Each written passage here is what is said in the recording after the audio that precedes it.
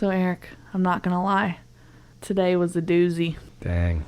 Do you have any words of wisdom that you might give me to maybe cheer me up before we start the podcast? Never give up, Nikki. Oh, thanks. Trust your instincts. Oh, yeah, that's a good one. You've become so strong, Nikki. Oh, you were so kind. Follow me this way. Wait a second, Eric. Are you just quoting James McLeod? What? You mean Star Fox's dad? Yeah, those sound a little bit familiar now that I'm thinking about it. How can I quote James McLeod? He's not alive anymore. People quote dead people all the time.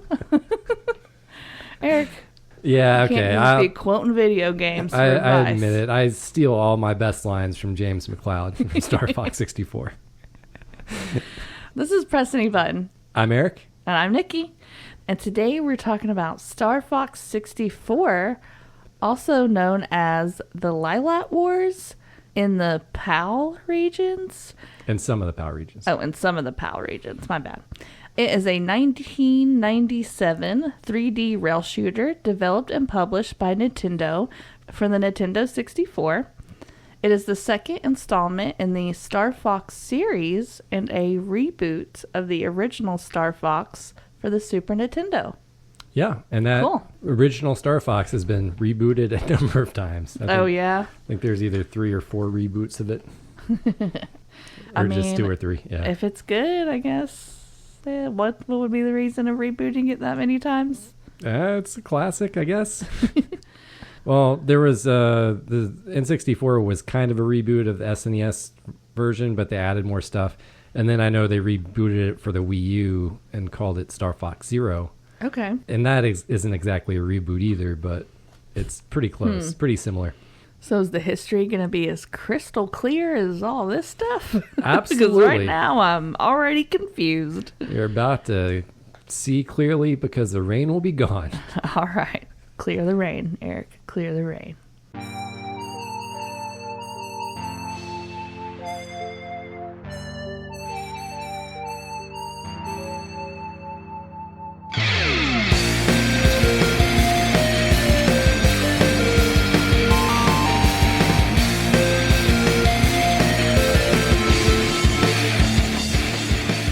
So, Eric, I know last week you had a little bit of trouble finding history on the game because it was kind of old.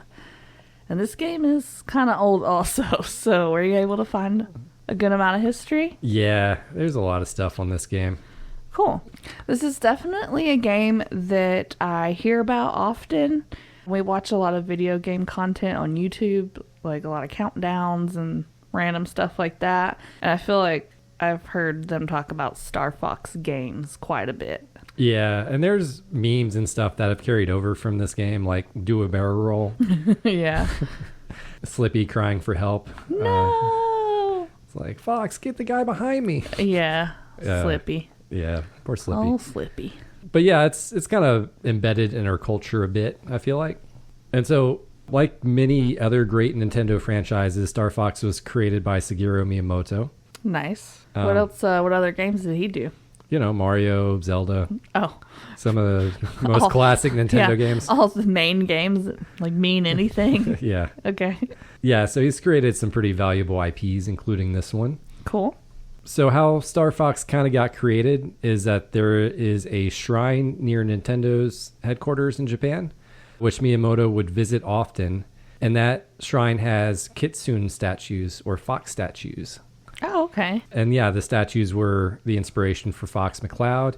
And then like his co-pilots were inspired by Japanese folklore. Cool.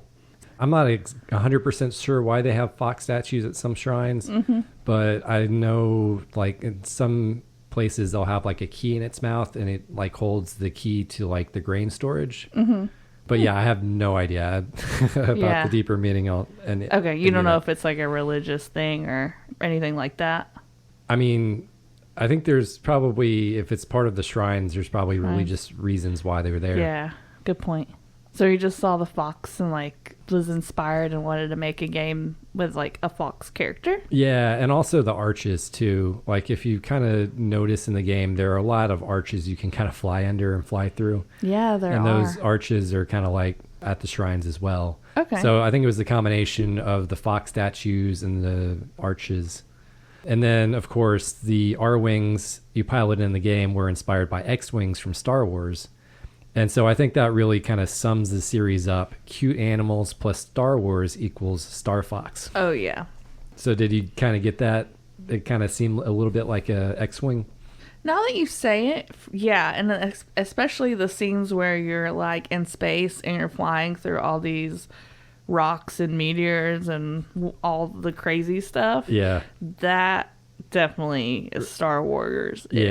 Yeah. There are a lot of sci-fi references, but we'll get into those actually, later. even the level where you're on the ground, now that I think of it, that does kind of remind me of like the first episode, you know, when they have like that hover car that Anakin drives. The kid. Like the pod racing? Mm-hmm.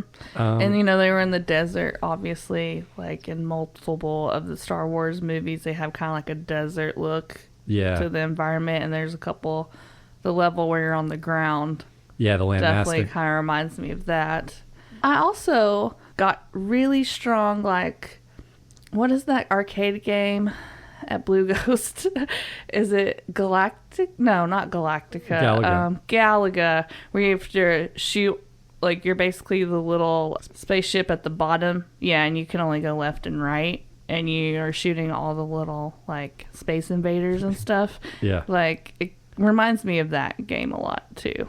Yeah, I mean, there have been a lot of shooters in that same kind of style that I feel like Star Fox is kind of like emulating a bit.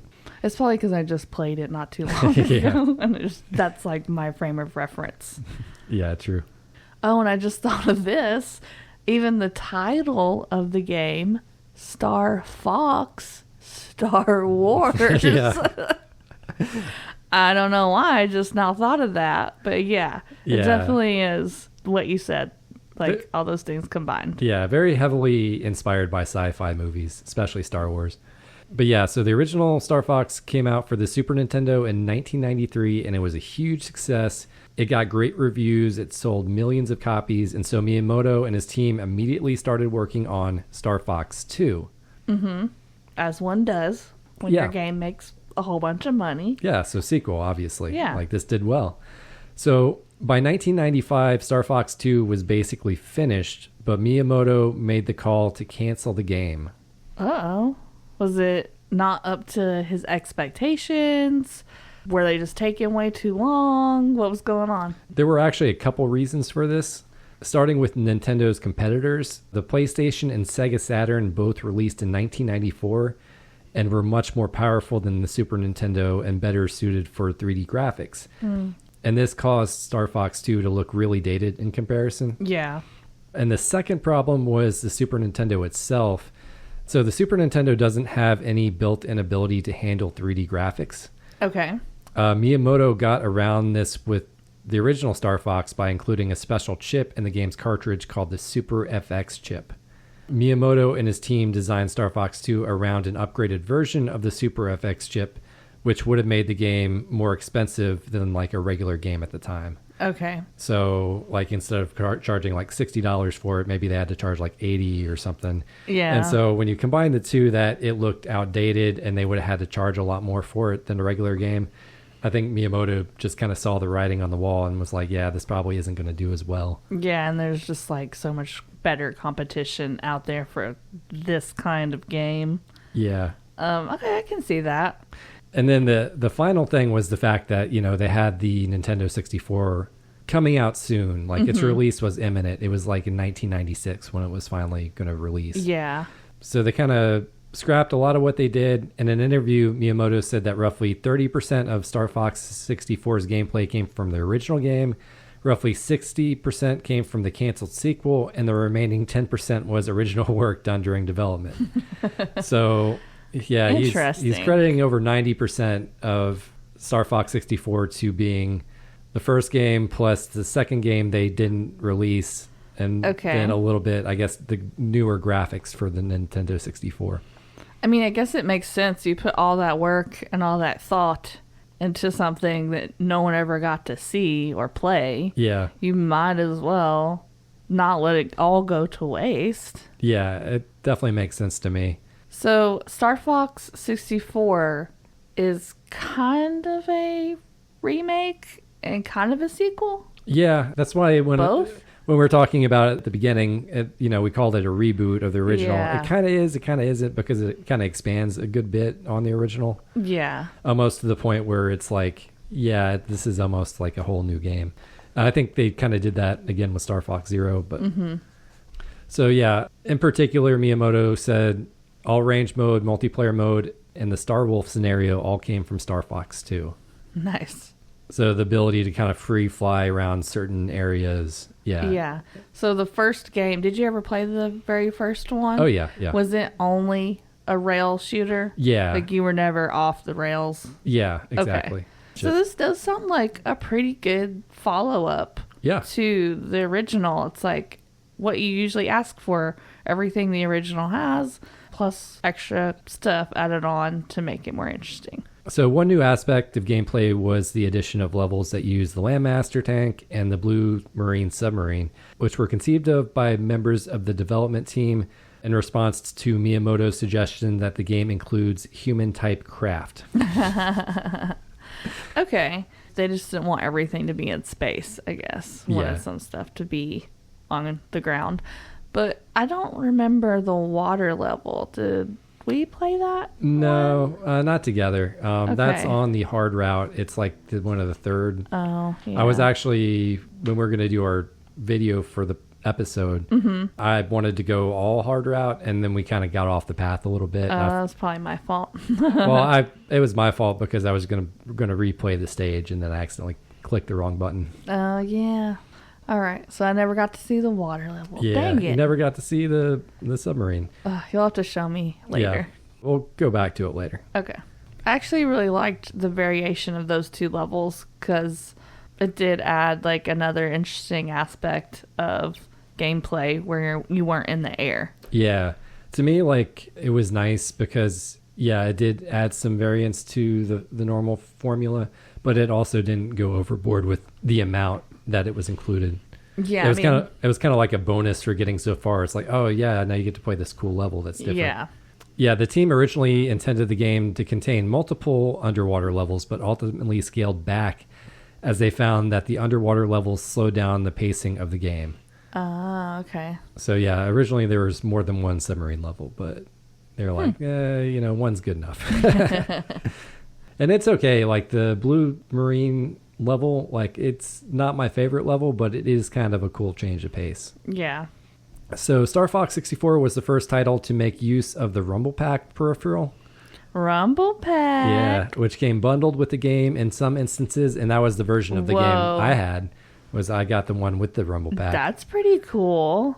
How much were the Rumble Packs back in the day? I would imagine they were expensive. Yeah, and I'm not sure how much more the Star Fox 64 was bundled with the Rumble Pack. Maybe it was a couple $20 more or something like that.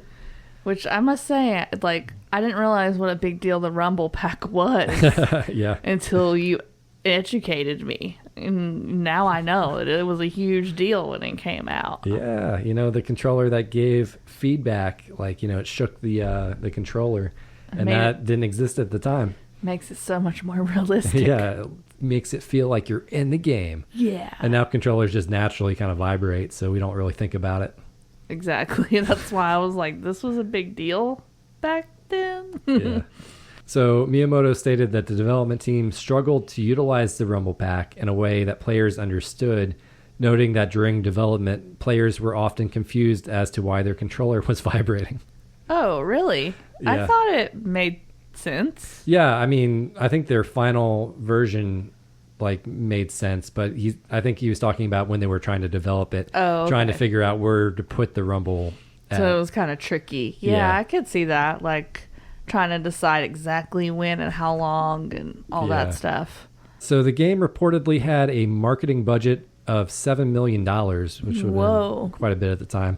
And one of the marketing items was a promotional video, a VHS tape that went to all Nintendo Power subscribers. And I'm pretty sure I still have this VHS at my mom's house somewhere. I don't know. I think your mom threw it away. She might have It's in thrown a it away. landfill somewhere. But dang.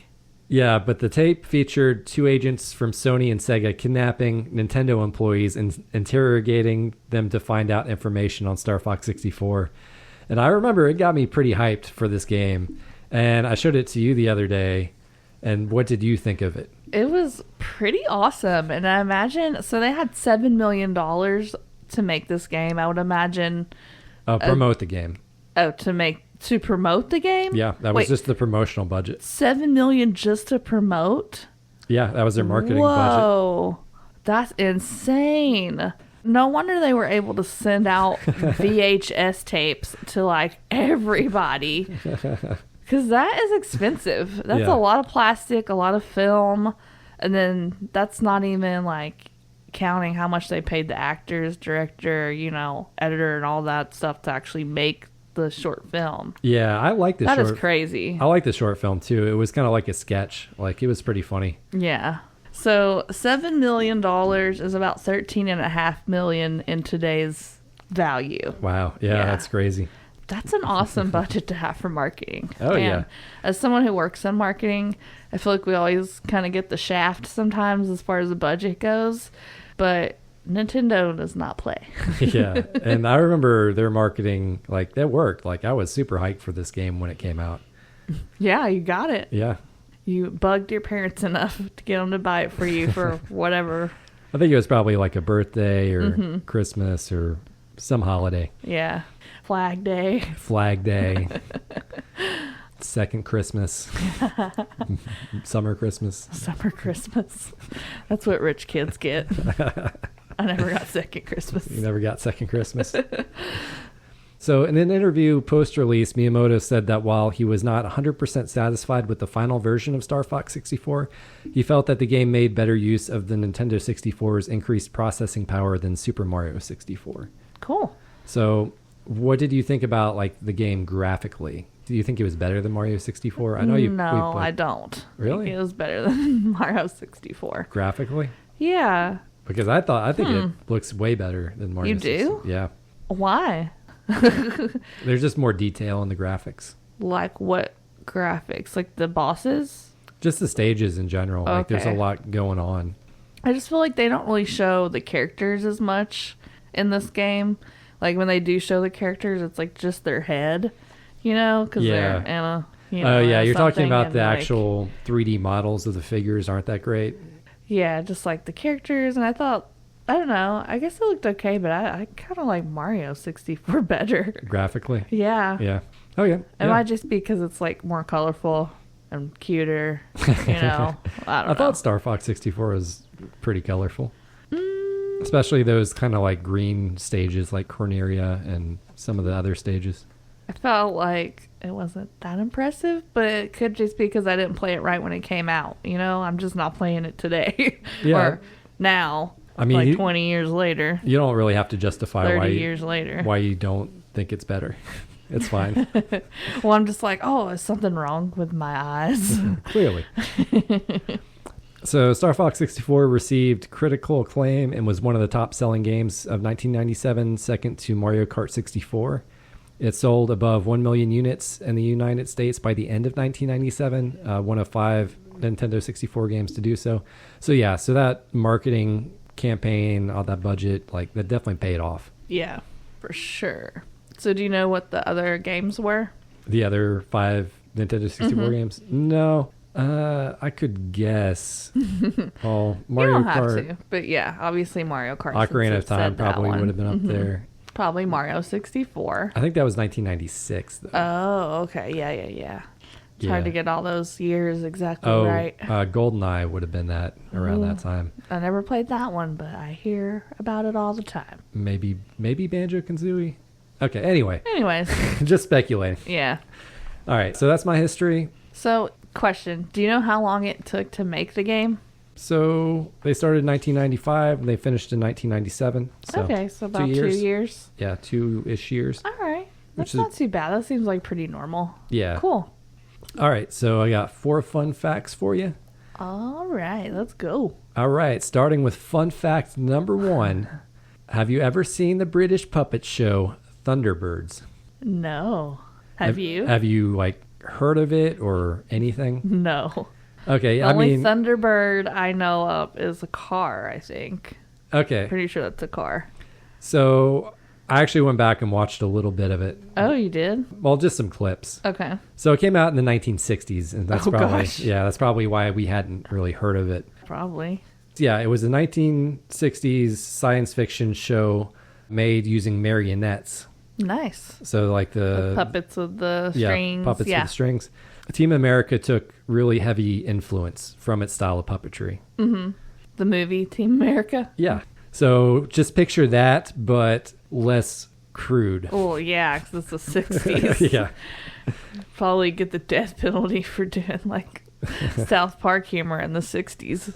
So Miyamoto was a big fan of Thunderbirds and said that the character animations in Star Fox were based on the simple style of puppetry from that show, which reduced the amount of animators needed to do like dialogue and stuff. Mm-hmm. So if you've noticed, like when they talked, it was just kind of like almost like a puppet. Yeah, I did. I just thought it was because it was old. Yeah, because it was Nintendo 64. Yeah. But yeah, he just wanted them to look, I guess, a little bit more like puppets. And I think the character models do look kind of like puppets. I mean, that's an interesting choice. I guess it's okay. It's always cool to hear about old shows, too. Yeah. So along with Thunderbirds as inspiration for the animation, there are several other references within Star Fox 64. So like the saucer battle on Katina is a reference to the film Independence Day. Yeah. With the big obviously. With the big saucer. Mm-hmm. The sequence in which players must escape Andross's lair is very similar to the Millennium Falcon's last-minute flight out of the exploding Death Star. Yeah. At the end of Return of the Jedi. Yeah, I can see that. And then General Pepper appears to be named after the Beatles' album and song Sgt. Pepper's Lonely Hearts Club Band, as he also shares a similar outfit to the Beatles cover. Okay. And Miyamoto was a pretty well-known Beatles fan. Yeah. So random. I love it. So General Pepper is kind of like Sgt. Pepper. Cool. Yeah. And Dr. Pepper? And no, Dr. Pepper. I don't know. Just kidding. Was that fun fact number 2? Or was that an extension of fun fact number 1? No, that was fun fact number 2. Oh, okay. All right. Just all the references. And you saw the influence, the sci-fi influence, Star Wars influence, all that. Okay, so fun fact number 3. As the game approached launch, Nintendo became concerned that the title Star Fox could be considered too similar to the name of a German company called Star Vox. Okay. Thus, the game was rebranded as Lylat Wars in certain PAL territories. Huh. So, yeah, Star Fox, Star Vox. I don't, it's a whole letter difference. To me, that's not the same. I agree. Yeah. I would definitely be able to tell the difference, but I guess they were worried about it, so they rebranded it as Lylat Wars. Yeah, I don't like that as much. You don't like Lylat Wars? I don't know. It just sounds too, like, hardcore with the word wars in it. Yeah. I don't know. I mean, Star Wars has wars in it. Yeah, it does. And this takes place in the Lylat system, so kind of makes sense. Yeah, okay. I guess they were like gonna have that Star Wars reference in the title somehow, whether it's the Star or the Wars. Yeah, pretty much. All right, and then my final fun fact: originally, the development team behind Star Fox 64 themselves actually tried to provide the voice lines for the characters in the Japanese version of the game. They tried to what, the voice lines? They tried to provide the voice lines themselves. So Oh. they tried to do all the voices. Oh, no. Voice acting is a real skill and talent that you have to have, or else it's going to sound really bad. So in an interview, lead artist Takaya Emamura said, "We dubbed Star Fox 64 ourselves. We were all like, wow, this is going to be so cool. But when we showed it to people outside the team, they responded with, lame." We were told, this is unforgivably bad, so we switched to professional voice actors. That's so sad. They thought it was so good. Oh, my God. It's kind of like when you're watching American Idol, and those people audition, and they think they're so good. They're so bad. At least their friends were honest Yeah. with them and weren't just like hyping them up falsely. Like, yeah, that sounds great. You should definitely publish it like that. I think one of the developers' lines did actually kind of survive. Like, they replaced most of the main characters, but I think one of Andross, or one of the Star Wolf clonies, was actually still one of the developers. I'm sure out of, so many people, you're going to have like one guy that can deliver a line. That's really funny, though. Yeah, I thought so. I feel like that would be like if you and I wrote a short film or a movie and then we cast ourselves as the main characters, the leads. Oh my god. Oh man. Yeah, but then we thought it was really good. Yeah, no. That's so funny though. Yeah. I like that one. Okay, so that's my fun facts. Cool. You want to talk about the story a little bit? Yeah, So sure. why don't you just tell me what you think the story is? Oh god. Okay. So Star Fox's dad, James McLeod, was on like a war mission or something, a space mission, some kind of mission, and one of his teammates turned on him, and then the other guy got kidnapped or something, captured maybe. Okay, so yeah. Okay, I don't know. The mission went wrong. James died, and then his son and the Star Fox team is like the next team to go out and do the mission, right? Yeah, so that's Okay. pretty close. So yeah. Okay, pretty close. That's pretty good for me. Yeah, so the original team was James McLeod, Star Fox's dad, Pigma. Pigma, Boo. and Peppy. And yeah. So those three members. And so they go to investigate Andross, because Andross has been banned for starting a war with like biological weapons and stuff. Yeah. So he was exiled to Venom. Okay, yes. And then they're like, oh, we're sensing some activity on Venom, so let's stand the Star Fox team out there. Mm-hmm. And then, yeah, Pigma betrays everybody. James is captured, and Peppy flees back. And then... Oh, I had it mixed up. Okay, so James gets captured. Yeah. Okay, and Peppy comes back. Okay. Yeah, and then 2 years later, Andross launches an attack across the Lylat system. And then General Pepper summons the new Star Fox team, now consisting of Star Fox, Peppy, Falco, and Slippy. So wait, Fox McCloud, is he also called Star Fox? Like that's his name? Star Fox is the name of the team. The overall team. Yeah. Okay. Gotcha. It's a little tricky there. Yeah. But all right, so I guess his dad loved the team so much, he was like, I'm naming my kid after this team. Star Fox, and then he names his kid Fox. I don't know. I mean, he's a fox, so... And then, it seems kind of redundant to name your kid Fox if you're also a fox. Yeah, I mean, his name was James. It wasn't also Fox, so I don't know. Yeah, that's true. Where does the name Star Fox come from? Where's the logic in all of this? I guess Okay. it doesn't really matter. It's still fun. Yeah. So, yeah, anyway, once you defeated Andross, if you go the hard route, then you get the special ending where, you follow the ghost of your dad out of the inside of Venom's planet or wherever they're at. Kind of a cool sentimental moment. And then you go back to Cornelia and, you give them your bill. Your invoice. Yeah. I like that it ends on an invoice. So Because funny. you are mercenaries in this game. You're not part of the army. Yeah, they needed us. So, yeah, you want to move on to pros and cons? Yeah, let's do it. All right. So what's something that you liked about the game? Okay, this game is action-packed. Yeah. There is zero downtime in this game. You're like always going, shooting. I hope your thumb muscles are worked out and ready to go because you're going to be pressing A whole bunch of times. Yeah, I kind of had that too. It feels like it has a bit of a cinematic design to these levels that, make you feel like you're part of an action or sci-fi movie or something. Yeah, which makes sense when you hear like all the inspiration for the game. Most of it is movies, so definitely makes a lot of sense. So one of the things I always liked about this game were just all the secrets within the stages. You could find like alternative paths. Sometimes you'd be like, you could fly through a series of arches or circles. Sometimes it was like destroying a certain number of enemies, and sometimes it was beating a boss in a certain amount of time. And your reward was always cool for pulling it off, because you'd basically get like a whole new level that you haven't played before.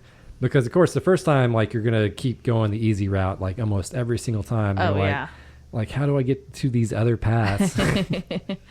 But as you like discover the secrets and stuff, then that kind of opens up the game. Yeah, and you don't really have a lot of time to explore, There's not really a lot of time where you can slow down and look around at stuff. So you kind of need to play the level through like normal a couple of times to learn like where you could possibly branch off and or not, Yeah, and the nice thing about that is like the levels are very short. Yeah, a lot of replayability with the game, for sure. Yeah, with the 3 paths, I'm sure some people are going to want to go and get every single level on each path. Yeah, and then you have like the addition of the medals too, which adds another challenge. Like if you destroy a certain amount of enemies on each level, you'll get a medal for it. Ooh. And those medals are like permanent, so they'll stay on that level going forward. So if you medal all the levels, that unlocks expert mode, which basically like you lose wings just by running into one thing, and you die a whole lot quicker. Oh god, I was losing my wings without it being hard. Yeah, but if you medal all the expert levels, then you unlock the landmaster and the kind of ground bazooka guy for the multiplayer mode. So kind of like cool. So if you can do all that, you kind of expand the multiplayer options a little bit, which is neat. It definitely does remind me of like the Mario games in that aspect, because I feel like most of the Mario games have that kind of additional challenge where it's like, hey, get all these big coins, the like Yoshi coins, or like, whatever it is, and then it'll unlock a secret level or something. So that's kind of neat. Yeah, I always thought that was fun, and like I definitely did all that as a kid. I was kind of obsessed with this game. Yeah, that's cool. I like that it is a rail shooter game for some levels, but then it like blows your mind and gives you levels where you're not on a rail. Yeah, and you have all this freedom to just go around wherever you want. It's still not, I wouldn't say open world, or like... It's a small map. It's like it's a very small map that you're on. But you have free range to go whatever direction you so choose.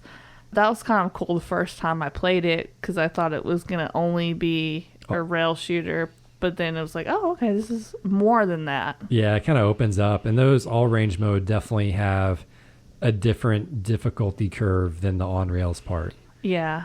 I remember like my first time playing some of those levels in all range mode, it was just like really hard. Oh yeah. It was hard to adjust. You definitely need to know more controls when it's open direction. The flips and somersaults really are more beneficial at that point. Oh yeah, for sure. So yeah, I really like the soundtrack to this game. It kind of adds to that cinematic feel that you're getting through the levels. You have this kind of big orchestral kind of soundtrack, and to me that kind of follows along with like Star Wars or something where it's orchestral. I didn't even really notice the music. Dang. I think it was because your stupid annoying teammates, which I'll talk about later, are always yelling at you for stuff. Yeah. Another thing I like about this game is that it's a shorter game. You can beat like the whole thing in about an hour. Yep. If you're a speed runner, you can do it way faster than that. Yeah. But if you actually want to play all the levels and really play the game, about an hour you could probably do casually I'd say probably an hour. Maybe longer if it's your first time or you haven't played a lot of Nintendo 64 games like myself. But for you, for me it's roughly probably a little less than an hour. But yeah, if you're coming into it's probably going to take you more time, just because you do kind of have to repeat stages a bunch to kind of get used to them. And once you kind of have them memorized a bit, because it is like the same thing each time, then it becomes much easier. Oh, yeah, for sure. So one of the things I liked was just all the different environments and vehicles. I think we already talked a little bit about this. Desert planets, snow planets, you have space stations, and all sorts of stuff, submarines, tanks. Yeah, I like the variation from level to level. It's Yeah. not just like, oh, here's another space level. Here's another flying level, you know? Yeah, every level feels distinct. Yeah. And another thing I really like about this game is it's very quotable. Oh, man. If I was playing this back in the day with my friends, I imagine you would just, like, quote this game all the time. Like, no! Like, you could say that anywhere. I mean, I know other movies, and, you know, that could be probably from anything. But I thought the quotes were funny. Yeah. Funny / kind of annoying. Oh, yeah. But I like how quotable the game is. Do a barrel roll. And then my final pro is just, and I know you might disagree with me on this, but to me in this game, the controls are just like excellent. Like, What? they feel good. I mean, like your control of the ship is great. Yeah, I disagree on that one. There is a little bit of a learning curve, but once you get down like the flips and the somersaults and stuff, it becomes kind of like second nature. It becomes pretty easy. Sure. Well, that'll be a good segue to the cons, because for me, I thought the controls were very inconsistent. I would literally do the same exact thing, and it would take me 3-4 tries for it to do the move that I was trying to get it to do. You're talking about the somersaults and flips and stuff. Yeah, like the U-turns and stuff like that. Sometimes it's like something small, like, okay, your gauge isn't quite 100% full because, you know, your boost gauge has to be full before you do any of those. Yeah, I felt like it was inconsistent, and there is a big learning curve to this game. I feel like, it might be better if you've played a lot of other Nintendo 64 games. I'm not sure how much of this is Nintendo 64 and how much of it is the game, but I think for most of the C buttons, you have to do something with the joystick or the trigger and press the button at the same time. You can't just press the C button to make it do things. Yeah, it had to do with the button mapping. So yeah, you were already using both the bottom C button and the left C button for something else. Yeah. So you kind of have to add that in so you have enough buttons for everything. There's so many buttons to press too. It's like right bumper speeds you up when you're going right. Oh, you mean you can turn faster? Yeah. And then the Z trigger, whatever, speeds you up when you're going left, right? Or makes you turn left, turn right. That kind of makes sense. It's just a lot. It's a lot to do. And then you have the 3 handles. It's all weird and awkward. I'm not a fan. I like it. And the original Super Nintendo version, I think you could actually switch between regular controls and inverted controls. So, and I know you're not a big fan of inverted controls. I'm not. It wasn't as bad for this game for some reason, because usually my mind will just not compute. But for this one, I don't know. I was able to get it okay. It didn't annoy me as much as it normally does. Okay. So one of my cons was just the extremely needy and completely incompetent wingman that you have. Yeah, I have that too. They always need help from you, but always. They never return the favor. They don't. Especially in all-range missions where there are a lot of enemies on the map at once. And for whatever reason, Slippy in particular always seems to need the most help. He's a frog. It's really annoying to have to keep like rescuing him every 2 seconds. Yeah.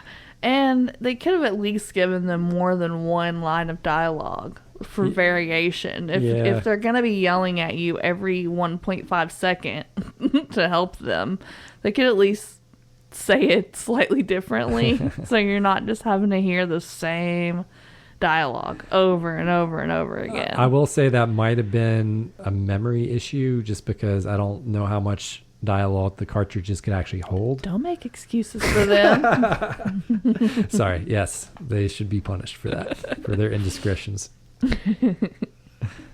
Anything else you didn't like about the game? Yeah, my final con is just that the multiplayer always felt a bit bare bones to me. Like you only have like 2 or 3 maps in each game type, and like it's just a death match basically. Yeah.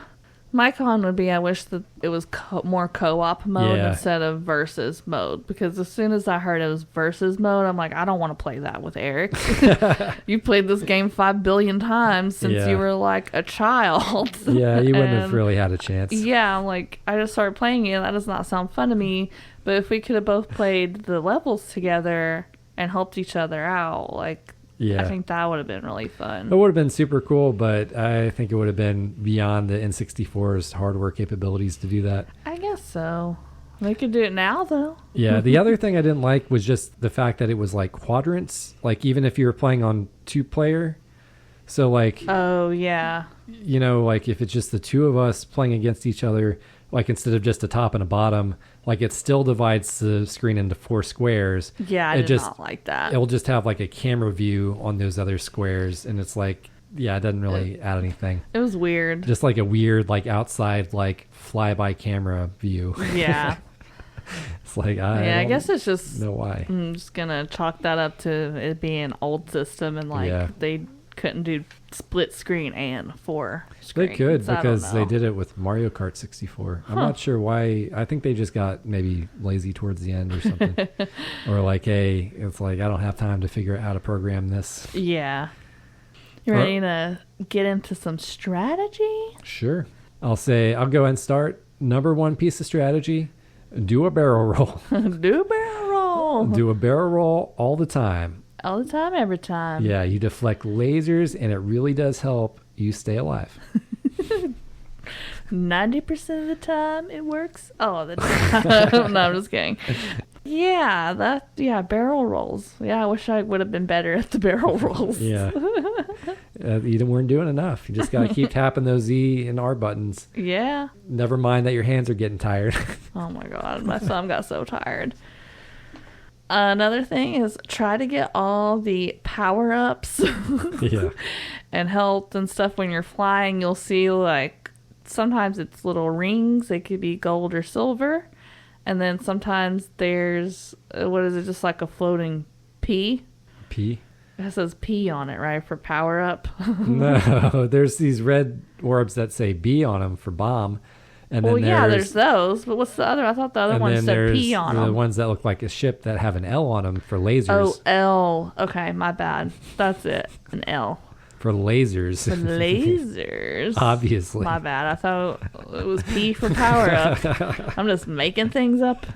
But anyways, you see these little things. They kind of look out of place. You know, fly into them and get them. Yeah.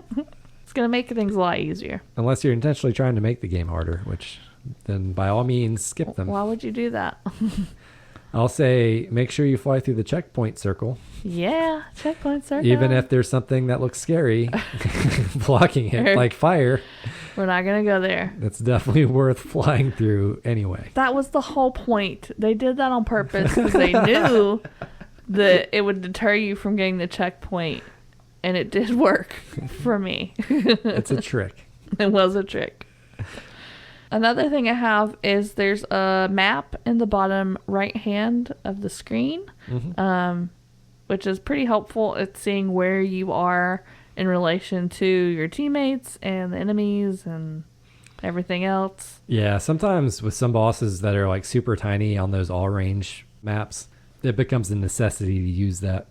Yeah, it's really easy to get lost and not know where you are if you don't look at the map. And then my last one really is the bosses don't have iframes between hits. So you can potentially take a boss's health down really quickly if you know where to shoot it. Ooh. It's just a matter of like how quickly can you tap the button to get the lasers fired. I think you might have a limit to how quickly you can fire the lasers, but if you're really close, you can actually kind of like just go, yeah. And just how kinda like, steady you can aim. yeah, how steady you can aim. That's pretty hard to do. So you can take down bosses super quick, or parts of them, or whatever. Yeah. And my last piece of strategy is if you can, I think it does help to keep your teammates alive. Yeah, it helps a little bit. But it's kind of hard to do. Like they'll occasionally shoot something in a level, or they'll say something helpful if you haven't played a level before. Yeah. But other than that, I remember sometimes I would play and I was just like, I don't want to hear anyone on the intercom. I'm just going to shoot them as quickly as I can every single level just to get rid of. I mean, they don't die. They just go back to the ship. Yeah. And it's like, I just want to do this myself. Pretty evil, Eric. Yeah. Pretty evil. Well, you have characters like Slippy who are pretty frustrating. But I'll say on those all-range maps where you have a lot of enemies, if it's just you, you'll get lots of enemies behind you if you don't have teammates. Yeah. And it's hard to escape from that many ships following you. You just have to keep doing somersaults because you can't really escape with the boost or the brake. Yeah. Well, sometimes you can get them to go by with the brake, but they usually run into you in the process. Yeah. So, Nikki, what did you find about the future of Star Fox news? Okay, so the only thing I was really able to find is, I guess there's a rumor that they're going to make a new one for the Switch 2 that's supposed to be coming out soon. I think I saw that. There's like a leak or something where they found some things and some code suggesting they were working on a new Star Fox game. Yeah. It would make sense. They do like to do big franchise games with a new console release. Sure. So it would make sense. I can tell you about the most recent Star Fox game that was released. When was that? That kind of actually fits in with my history too. So recently, like the most recent Star Fox game to be released was in 2017. They released Star Fox 2, actually on the Nintendo Switch Online. The SNES Classic. You can play it. Yeah, I actually saw that on there today. So I thought that was kind of cool. So they kind of released the canceled game just for I guess Nintendo subscribers or whatever. Yeah. So you can go play it if you want. Yeah. And I actually did play it, and you did? Yeah, for a little bit, and it was okay. Yeah. Okay. Not as good. Yeah, I mean, I can see some of the Star Fox 64 ideas. Mm-hmm. Okay, so moving on to the challenge. Yeah. I think everybody wants to know. Everyone's dying to know. Did you manage to beat Star Fox 64 while beating a mission on each of the 3 paths? No. Yeah. I did try, and we did beat the game, but did not get one on each path. So I think I remembered this game being easier than it was. Yeah, you definitely did. You definitely were not taking into account the fact that I haven't played that much Nintendo 64 games. Because, that's a whole learning curve, I feel like, in itself. Yeah, just holding the controller. Yeah, and figuring out all the controls and everything. Yeah, it's a little bit weird. Mm-hmm. It's like you have to hold it a little bit asymmetrically. Yeah, and some of those bosses are really, really hard. The levels are short, so that helps, but it's like, man, it's pretty difficult. Just got to take advantage of the lack of iframes and just mash. You really have to have a steady aim, which is kind of hard to do because the joystick is so sensitive. Like any little thing, and you're like going across the screen, I felt like. Thought it was too sensitive? Yeah. Okay. Well, maybe not too, but just you have to get used to it. Yeah, true. Mm-hmm. All right. So I guess I'll be rapping all by myself. Let's hear a Nikki rap.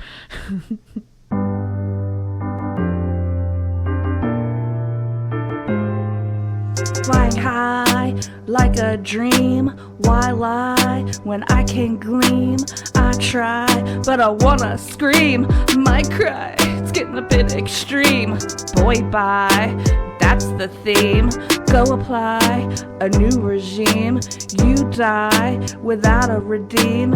Ask why and become a funny meme. Side eye and weapons beam. Blue skies like water streams. My God, we reign supreme. No lie, we're the Star Fox team.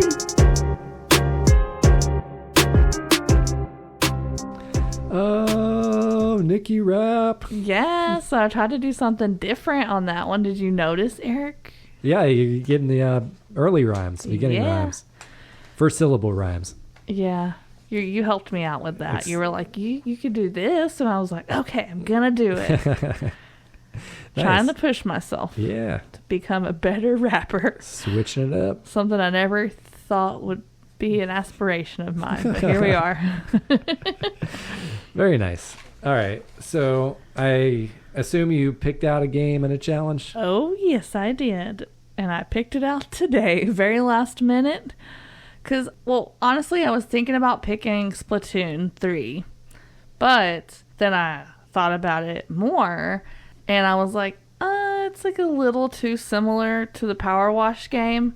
Like, not really, but it is a first-person shooter where you're, like, spraying out paint and splattering things with paint. And I would say it's the exact opposite of Power Wash Simulator. That's true. It is action-packed. But I don't know. I was like, maybe I'll save Splatoon for a later day. Yeah, next season. And I'm going to go with a game that I've never played before, but it looks really cool, and it was 50% off on Switch. So we're going to see how it is. All right, yeah. It has pretty decent reviews. It has like a 9 out of 10 on Steam out of like thousands of reviews.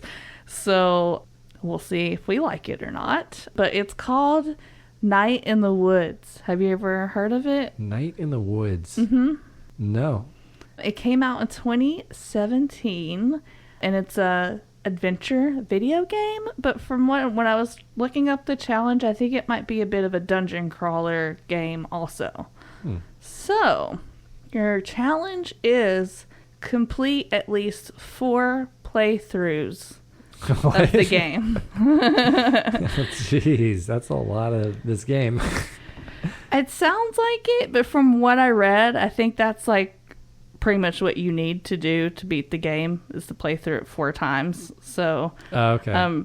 I haven't played the game though, so I'm only just going off of my interpretation of what I read online. But I didn't want to read too much because I didn't want to spoil the game, right? Okay, yeah. So that is tough when you're trying to figure out a challenge when you haven't played a game. Yeah. I get it. So hopefully this is a good challenge, but if it's not, don't be too mad at me. I tried my best to come up with something very reasonable this time and not something that's impossible like I accidentally did last time. So all right. Sounds good. We'll see how it goes. All right. Till next time. All right. Bye. Bye.